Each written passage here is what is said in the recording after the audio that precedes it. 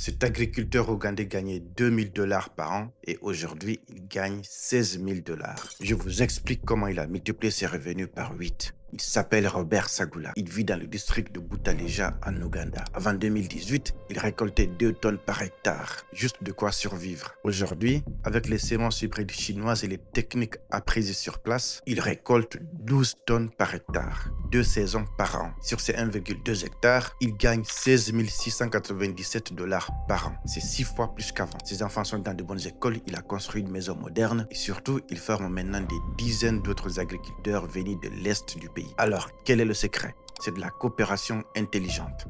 La Chine a appliqué en Ouganda ce qui a marché chez elle et ce qu'elle a déjà appliqué dans d'autres pays comme la Tanzanie. La Tanzanie qui est d'ailleurs devenue autosuffisante en riz et le premier producteur de riz en Afrique de l'Ouest. Elle applique les 4 piliers de l'autosuffisance. Et le quatrième est le plus important puisqu'il permet de passer de la coopération à la souveraineté agricole. Le premier pilier, c'est les semences. Des variétés hybrides à haut rendement et adaptées au terroir local. Le deuxième, c'est la formation. Les experts chinois viennent sur place.